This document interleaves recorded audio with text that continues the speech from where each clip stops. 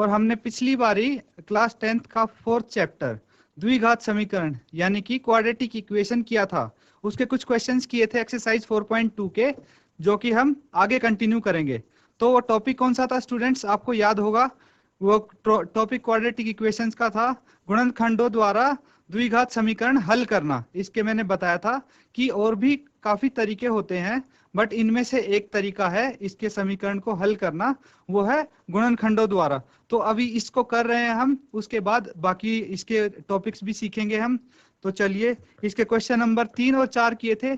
अब आगे ये क्वेश्चन हम इस लेसन में कवर करेंगे और आपको और अच्छी तरह से आ जाएंगे वो क्वेश्चन। अगर कुछ दिक्कत हुई तो यहाँ पे हम बोर्ड पे समझते हैं। ये क्वेश्चन नंबर 5 है एक्सरसाइज 4.2 का। तो सबसे पहले हम क्वेश्चन समझते हैं। एक समकोण त्रिभुज की ऊंचाई उसके आधार से 7 सेंटीमीटर कम है। यदि कर्ण 13 सेंटीमीटर का हो तो अन्य दो भुजाएं ज्ञात कीजिए। स्टूडेंट्स देखिए, अभी तक जो हम क्वेश्चंस करते आ रहे थे वो सिंपल थे कि हमने एक इक्वेशन बनाई, समीकरण बनाया और उसको हल करना है। वो भी कौन सी विधि से कर रहे थे अभी तक, गुणनखंडों द्वारा। पर इसमें करना वैसे ही है, कुछ खास नहीं है, बस एक चीज इसमें अलग दे दी। वो क्या है, समकोण त्रिभुज। समकोण त्रिभुज का अब पता होना चाहिए आपको कि समकोण त्रिभुज क्या होता है। जिस स्टूडेंट को ये चीज पता है कि समकोण त्रिभुज यानी कि राइट एंगल ट्रायंगल क्या होता है, तो आप इजीली इस क्वेश्चन को कर पाएंगे। चलिए, जिसको नहीं पता है उसको मैं बता देता हूं। आप ध्यान से देखिए, राइट एंगल ट्रायंगल क्या होता है, वो चीज आपको पता होनी चाहिए। नहीं पता है तो अभी यहां पे करते हैं। एक मैं त्रिभुज बना देता हूं, फिर देखते हैं। ये हो गया आपका त्रिभुज, इसको हम नाम दे देते हैं ABC, कुछ भी। इसका एक कोण जो है वो 90 डिग्री का होगा। तो समकोण त्रिभुज वो त्रिभुज होता है जिसका एक कोण 90 डिग्री का हो और बाकी कोण 90 डिग्री से कम हो। इतना क्लियर स्टूडेंट्स? तो ये समकोण त्रिभुज हो गया, इसका एक कोण तो 90 का है, बाकी 90 से कम है। अब इस समकोण त्रिभुज में जो कोण 90 का है उसके सामने वाली भुजा, उसके सामने वाली भुजा ये हो गई, इसको हम बोलेंगे कर्ण। जो 90 डिग्री का कोण है उसके सामने वाली भुजा को कर्ण बोलेंगे। अब इसको हम थीटा मान लेते हैं।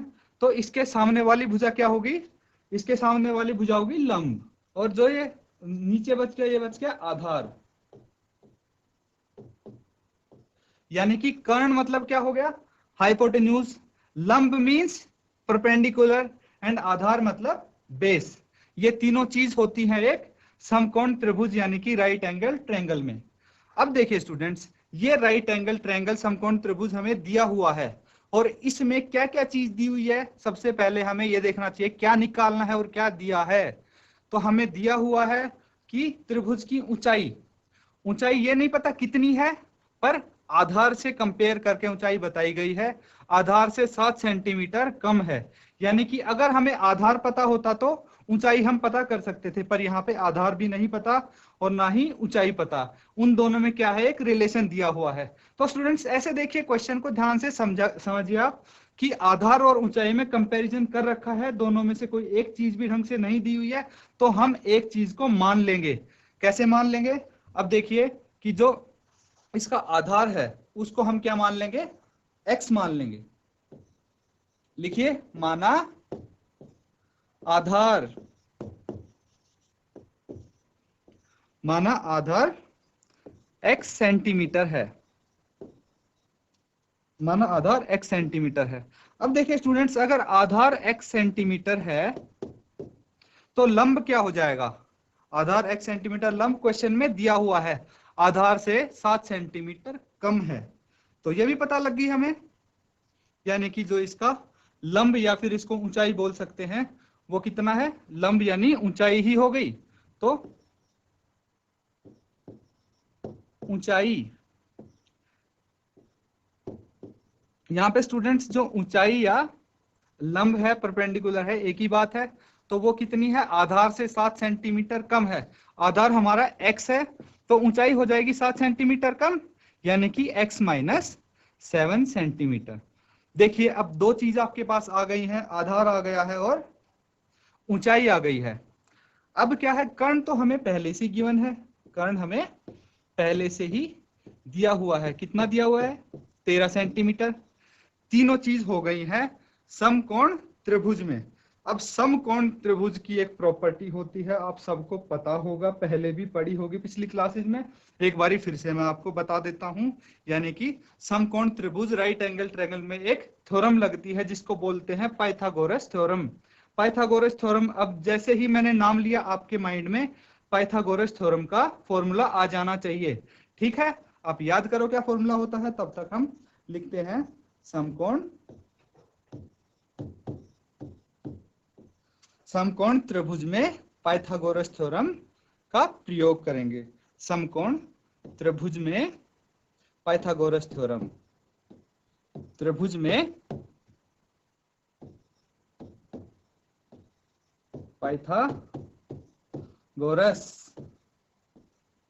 पाइथागोरस प्रमेय का प्रयोग। देखिए स्टूडेंट्स, यहां पे हम पाइथागोरस प्रमेय का प्रयोग करेंगे जिससे क्या क्या बन जाएगा, एक इक्वेशन बन जाएगी, समीकरण बन जाएगा। कैसे बनेगा देखिए, पाइथागोरस थ्योरम का फॉर्मूला क्या होता है, पहले तो ये बताइए आप मुझे। पाइथागोरस थ्योरम का फॉर्मूला होता है कर्ण का वर्ग। कर्ण का वर्ग होता है इक्वल टू आधार, आधार का भी वर्ग होता है, प्लस लंब का वर्ग होता है, लंब का वर्ग होता है। ये इसका फॉर्मूला होता है, पाइथागोरस थ्योरम होती है कि hypotenuse square equals to base का स्क्वायर प्लस परपेंडिकुलर स्क्वायर। तो ये फॉर्मूला क्या करेंगे हम, इस फॉर्मूले में कर्ण की जगह 13 सेंटीमीटर रख देंगे, और दूसरा क्या है, आधार की जगह x सेंटीमीटर रख देंगे, और ऊंचाई की जगह x-7 रख देंगे। अब देखिए इसमें हम सिर्फ वैल्यू पुट करते हैं स्टूडेंट्स। वैल्यू कैसे पुट करेंगे, आप देखिए कि कर्ण कितना था 13 सेंटीमीटर, इसका स्क्वायर है, वर्ग है, कर्ण का वर्ग 13 सेंटीमीटर है, इसका वर्ग हो गया।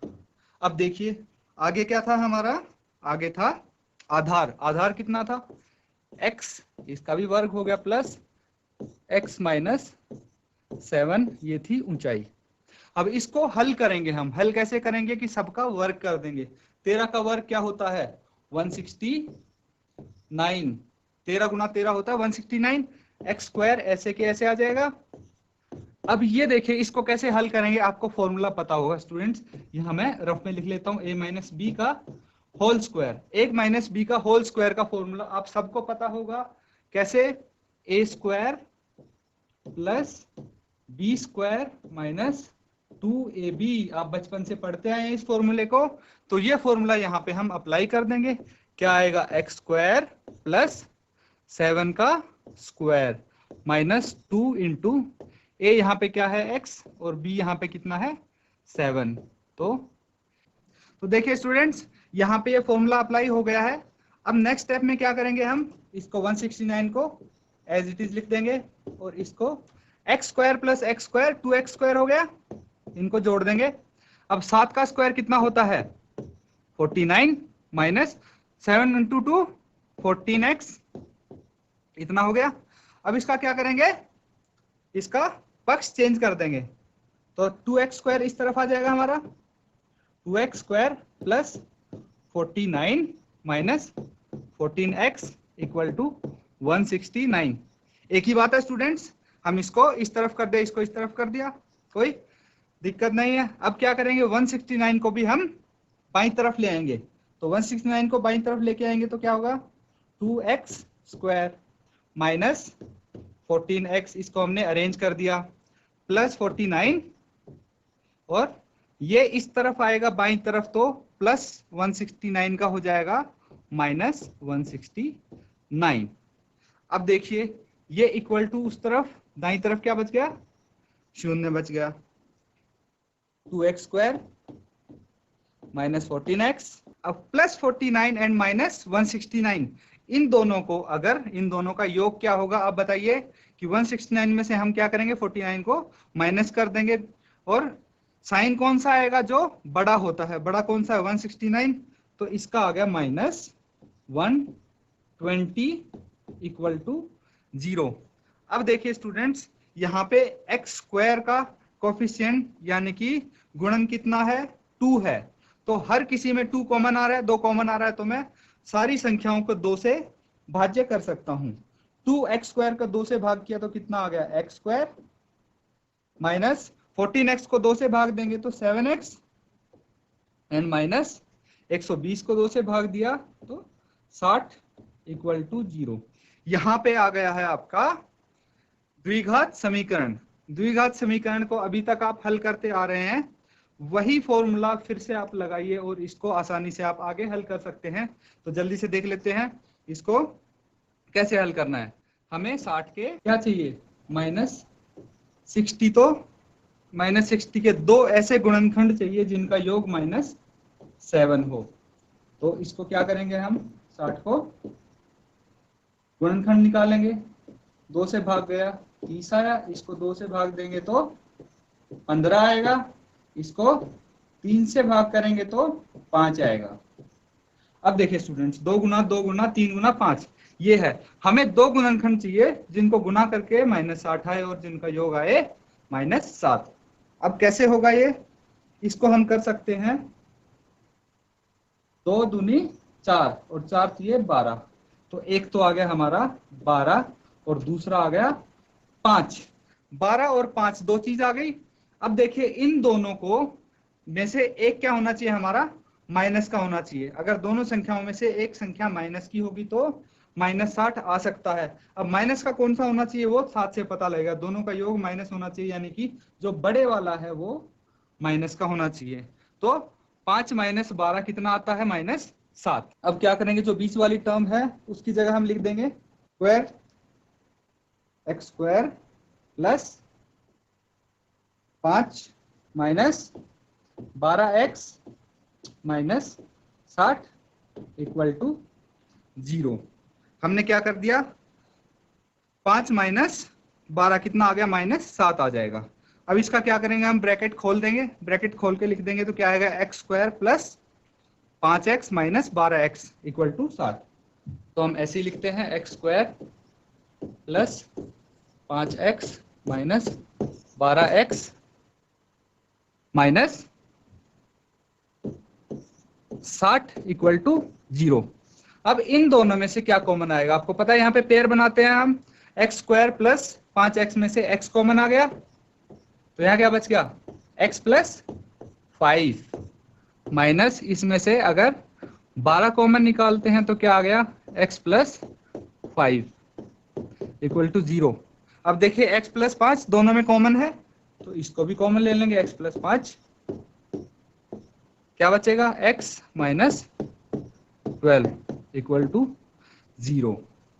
अब हमें x की वैल्यू निकालनी है तो x प्लस 5 किसके बराबर आ जाएगा, 0 के बराबर, या फिर दूसरा x का मान आएगा x minus 12 equal to 0। x equal to 5 अगर दाईं तरफ जाएगा तो माइनस का साइन हो जाएगा, या फिर x इक्वल टू -12 दूसरी तरफ जाएगा तो +12 हो जाएगा। यहाँ पे देखिए स्टूडेंट्स, ये समझने वाली बात है कि हमें x का मान निकालना है। 2 मान आए हैं x के, क्या क्या, -5 और x का 12। अब हमें इन दोनों में से कोई एक मान लेना है। कैसे पता लगेगा कि x का कौन सा मान सही है कौन सा गलत, तो हमें स्टार्टिंग में शुरुआत में जाना चाहिए जहां पे हमने x माना था। यहाँ देखिए कि हमने आधार x माना है। अब आधार हो गया BC, ये आधार है। आधार कभी माइनस में हो सकता है, ये बताइए आप पहले, तो माइनस में नहीं हो सकता ना, तो आधार कभी ऋणात्मक नहीं होगा। तो हम जो राशि धनात्मक आई है, जो संख्या धनात्मक आई है उसी को लेंगे। धनात्मक क्या है, 12। तो हमारा आधार कितना हो गया, आधार आ गया 12 सेंटीमीटर। अब क्या है, ऊंचाई निकालनी है हमें।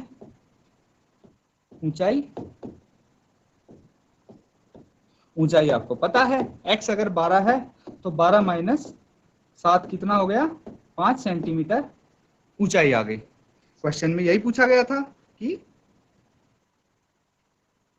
देखिए हो तो अन्य दो भुजाएं ज्ञात कीजिए। दो भुजाएं कौन सी थी? लंब और आधार, यानी कि ऊंचाई और आधार दोनों हमारे पास आ चुकी हैं। कितनी कितनी आई हैं? आधार 12 और ऊंचाई 5 सेंटीमीटर। अब जल्दी से हम इसका नेक्स्ट क्वेश्चन करते हैं। अगला क्वेश्चन नंबर 6 है। ये देखिए क्वेश्चन नंबर 6, आप ध्यान से पढ़िए। पहले क्या है? एक कुटीर उद्योग एक दिन में कुछ बर्तनों का निर्माण करता है। एक विशेष दिन यह देखा गया प्रत्येक नग की निर्माण लागत रुपयों में उस दिन के निर्माण किए गए बर्तनों की संख्या के दोगुने से 3 अधिक थी। तो सबसे पहले आप स्टूडेंट्स ध्यान दीजिए, इसमें दिया क्या हुआ है कि कितने बर्तन का निर्माण होता है, ये नहीं दिया हुआ, बस लिखा हुआ कुछ बर्तनों का निर्माण होता है। बस इन दोनों में, पिछले क्वेश्चन में मैंने बताया था कि आपको कुछ रिलेशन दे दिया जाता है दो चीजों में। क्या चीज है? एक विशेष दिन यह देखा गया है कि प्रत्येक नग की निर्माण लागत रुपयों में उस दिन के निर्माण किए गए बर्तनों की संख्या से दुगने से 3 अधिक है। यानी कि हमें ये नहीं पता कितने बर्तन का निर्माण हुआ है, लेकिन हमें ये पता है कि जो निर्माण की लागत है वो उस दिन जितने टोटल जितने बर्तन का निर्माण हुआ है उससे दुगने से 3 अधिक है। तो यदि उस दिन की कुल निर्माण लागत दी हुई है हमारे पास 90, तो निर्मित बर्तनों की संख्या ज्ञात करनी है। इसमें भी यही करेंगे स्टूडेंट्स, x मान लेंगे। किस चीज को x मान लेंगे? जो भी हमारी निर्माण लागत, बर्तनों की संख्या। एक दिन में कितने बर्तन बनाते हैं नहीं पता, तो हम बर्तनों की संख्या को x मान लेंगे। माना एक दिन में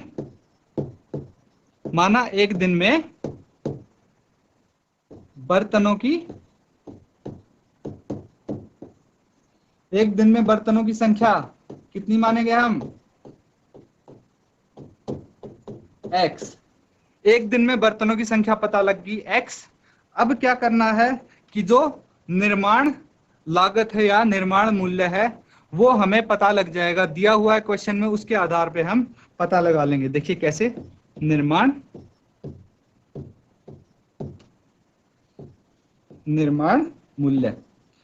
मूल्य कैसे पता लगेगा? ये हमारे पास दिया हुआ है कि एक दिन में जितने बर्तन बनते हैं, कितने बनते हैं? x, उसका 2 गुना से 3 अधिक है हमारा निर्माण मूल्य। तो ये पता लग गया हमें आसानी से कि हमें संख्या अगर x मान ली तो उससे निर्माण मूल्य 2x जमा 3 आ गया। अब कुल लागत का एक फॉर्मूला होता है कि हमें कुल लागत, जैसे जितने बर्तन बने हैं और जो निर्माण मूल्य है, अगर उन दोनों संख्याओं को गुणा कर दिया जाए तो हमारे पास कुल लागत आ जाएगी। तो ये आप रफ में भी लिख सकते हैं स्टूडेंट्स कि जो कुल लागत होती है, टोटल कॉस्ट, कुल लागत होती है बर्तनों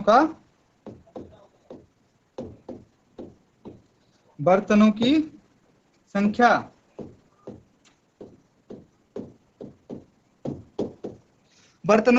गुणा निर्माण मूल्य, जो निर्माण करने में मूल्य आया है।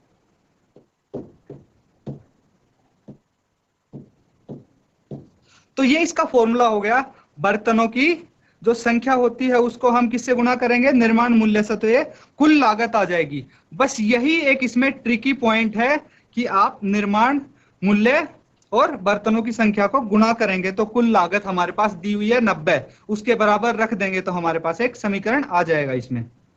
अब देखिए आगे करते हैं इसको कि कुल लागत कितनी दी हुई है? 90 रुपए। उसके बाद जो बर्तनों की संख्या हमने मानी थी, x मानी थी, और इसको किससे मल्टीप्लाई करना है? हमने फॉर्मूले में देखा कि 2x + 3। ये क्या है?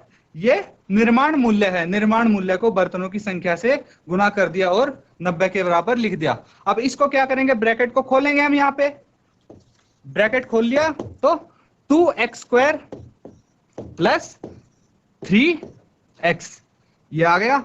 अब हम क्या करेंगे? इनके पक्ष बदल देंगे।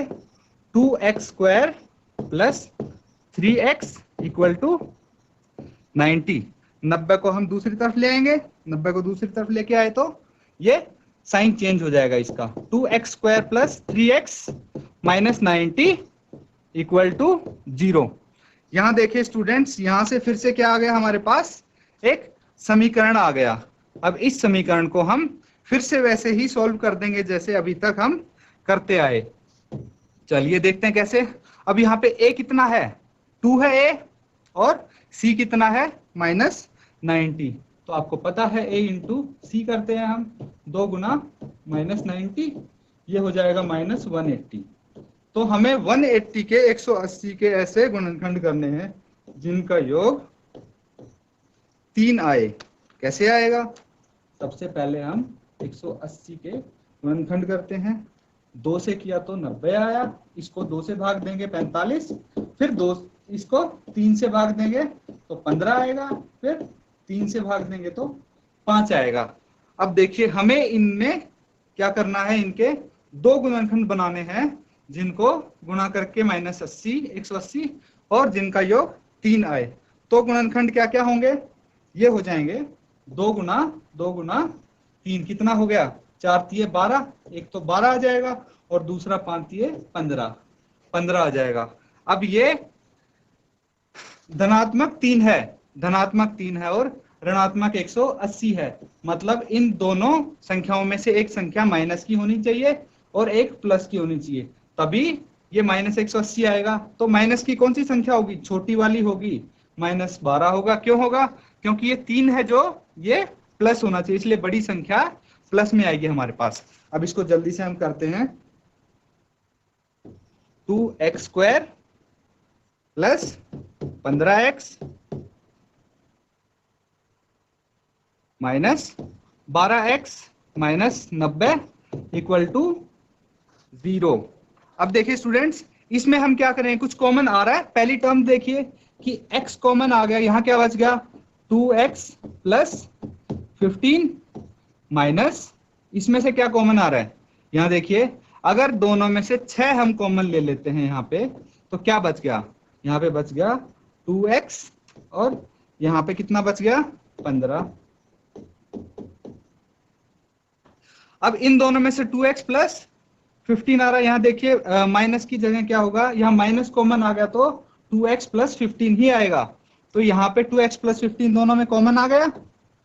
हम फिर से 2x प्लस 15 यहाँ कॉमन निकाल लेंगे, बचा क्या है, x माइनस 6, ये 0 के इक्वल आ गया। अब देखिए स्टूडेंट्स, इसमें से हम फटाफट क्या कर लेते हैं, 2x प्लस 15 इक्वल टू 0, या कर देंगे हम x माइनस 6 इक्वल टू 0।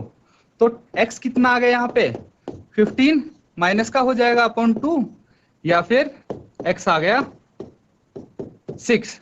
अब x क्या है, बर्तनों की संख्या, तो बर्तनों की संख्या कभी ऋणात्मक नहीं हो सकती, तो हम इसको -15/2 को इग्नोर कर देंगे, हटा देंगे। बर्तनों की संख्या हमारी 6 आ गई है, और जो एक नग की कुल लागत है वो कितनी आएगी, वो 2x प्लस 3 था, तो 2 इंटू 6 प्लस 3 कितना आ गया, 6 टू द 12 प्लस 3 15, तो 15 रुपए आ गई एक नग की कुल लागत, और 6 आ गई हमारी बर्तनों की संख्या एक दिन में। तो ये दोनों चीज होंगी, -15/2 को ऋणात्मक है इसलिए हम नेग्लेक्ट कर देंगे, इग्नोर कर देंगे। इसी के साथ लेक्चर खत्म करते हैं। Thank you and have a nice day.